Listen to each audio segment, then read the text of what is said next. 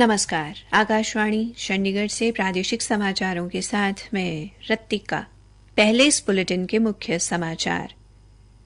केंद्रीय ग्रामीण विकास मंत्रालय गांव के युवाओं को प्रशिक्षित करने के लिए कल 19 नियोक्ताओं के साथ समझौता ज्ञापन पर हस्ताक्षर करेगा। केंद्र सरकार ने किफायती एवं मध्यम आय वर्ग के आवास कोष में इस महीने की 17 तारीख तक 2,646 करोड़ रुपए से अधिक राशि जारी की। हरियाणा के मुख्यमंत्री मनोहर लाल ने आज चंडीगढ़ स्थित धन्वंतरी आयुर्वेद कॉलेज में आयुर्वेद पर्व का शुभारंभ किया। हरियाणा पुलिस ने ऑपरेशन आक्रमण के तहत प्रदेश में एक साथ कई स्थानों पर छापेमारी कर 1334 आरोपियों को गिरफ्तार करके भारी मात्रा में मादक पदार्थ एवं हथियार बरामद किए। और मौसम विभाग ने परसों रात से देश के उत्तर पश्चिमी हिस्सों में तेज आंधी चलने और बारिश के साथ ओलावृष्टि होने की संभावना जताई है। अब समाचार विस्तार से। केंद्रीय ग्रामीण विकास मंत्रालय कल 19 नियोक्ताओं के साथ एक समझौता ज्ञापन पर हस्ताक्षर करेगा। इस समझौता ज्ञापन के तहत ये नियोक्ता दीनदयाल उपाध्याय ग्रामीण कौशल योजना के अंतर्गत गांव के 31,000 से अधिक गरीब युवाओं को प्रशिक्षित करने के बाद रोजगार प्रदान करेंगे। इन युवाओं को कम से कम 6 महीने की अवधि के लिए 10,000 रुपए प्रति माह के न्यूनतम वेतन पर रोजगार दिया जाएगा। केंद्र सरकार ने कहा है कि बजट प्रस्ताव में महिलाओं के लिए नई बचत योजना की घोषणा की गई है। महिला सम्मान बचत प्रमाण पत्र नामक इस योजना में 2 साल के लिए 2 लाख रुपए तक की जमा राशि पर 7.5% की निश्चित दर से ब्याज मिलेगा। लोकसभा में एक लिखित प्रश्न के उत्तर में केंद्रीय वित्त राज्य मंत्री पंकज चौधरी ने बताया कि ये योजना वित्त वर्ष 2023-24 में शुरू होगी। श्री चौधरी ने कहा कि महिला सम्मान बचत प्रमाण पत्र योजना में राशि की सीमा बढ़ाकर 10 लाख रुपए करने का कोई प्रस्ताव लंबित नहीं है। केंद्र सरकार ने किफायती एवं मध्यम आय वर्ग के आवास कोष में इस महीने की 17 तारीख तक 2,646 करोड़ रुपए से अधिक राशि जारी की है। लोकसभा में एक लिखित प्रश्न के उत्तर में केंद्रीय वित्त राज्य मंत्री पंकज चौधरी ने कहा कि इस कोष में से अब तक 22,500 से अधिक मकानों के लिए धनराशि दी गई है। उन्होंने कहा कि इस कोष के माध्यम से देश भर में संकटग्रस्त और रुकी हुई तथा मध्यम आय वर्ग एवं किफायती आवास परियोजनाओं के लिए धन मुहैया करवाया जाता है। केंद्रीय वित्त मंत्रालय ने कहा कि पिछले 3 वित्तीय वर्षों के दौरान देश में साइबर धोखाधड़ी के 2,13,000 से अधिक मामले सामने आए हैं।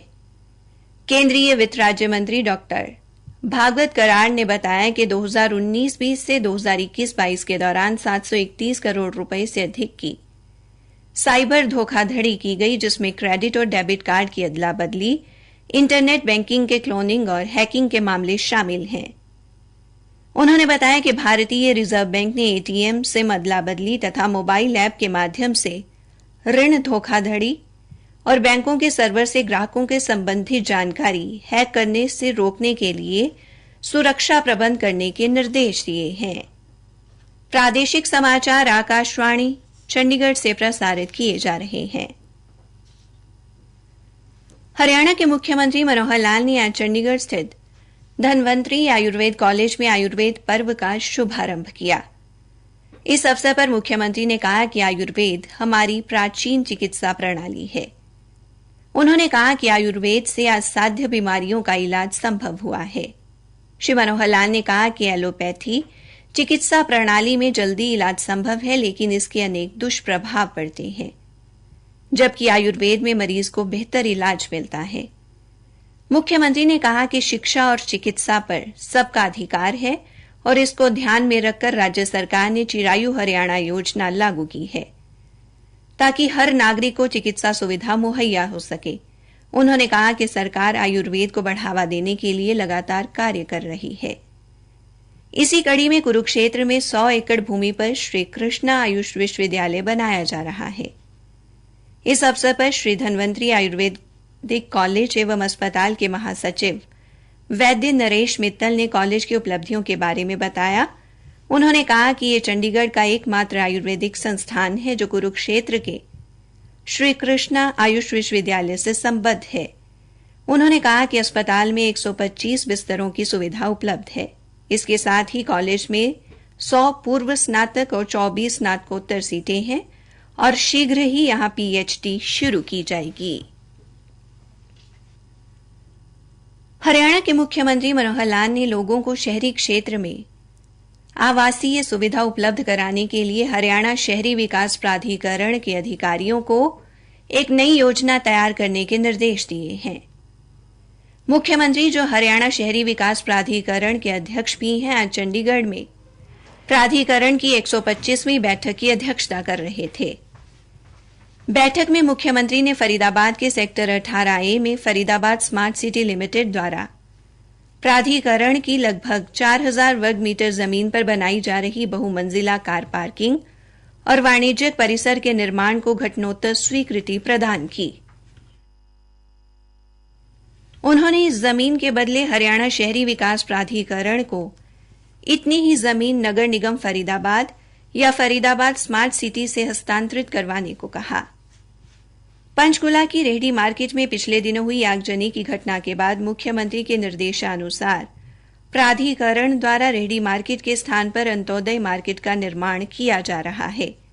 बैठक में 131 दुकानदारों को मालिकाना हक के आवंटन पत्र जारी करने को भी घटनोत्तर स्वीकृति दी गई। हरियाणा पुलिस ने ऑपरेशन आक्रमण के तहत प्रदेश में एक साथ कई स्थानों पर छापेमारी कर 565 मुकदमे दर्ज करके 1334 आरोपियों को गिरफ्तार किया है। इस दौरान भारी मात्रा में मादक पदार्थ एवं हथियार भी बरामद किए गए।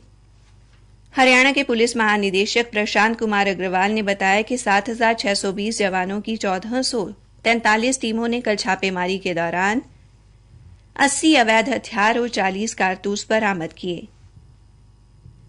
उन्होंने बताया कि इस दौरान लगभग 53 किलो गांजा, 35 किलो से अधिक चूरापोस्त, लगभग 2.5 किलो चरस, 1224 प्रतिबंधित गोलियां जब्त की गई।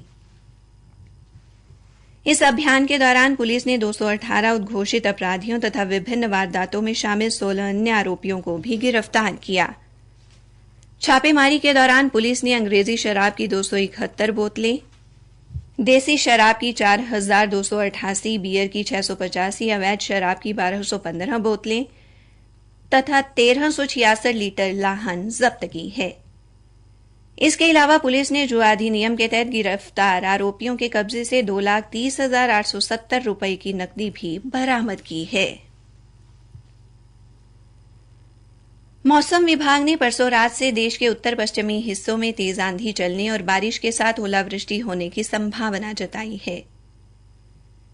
मौसम विभाग ने कहा है कि 30 और 31 मार्च को पंजाब, हरियाणा, हिमाचल प्रदेश, उत्तराखंड, पश्चिमी उत्तर प्रदेश और राजस्थान में कई स्थानों पर ओलावृष्टि हो सकती है। मौसम विभाग ने एडवाइजरी जारी करके किसानों को देश के उत्तर पश्चिमी राज्यों में पकी हुई फसल की कटाई स्थगित करने के लिए आगाह किया है।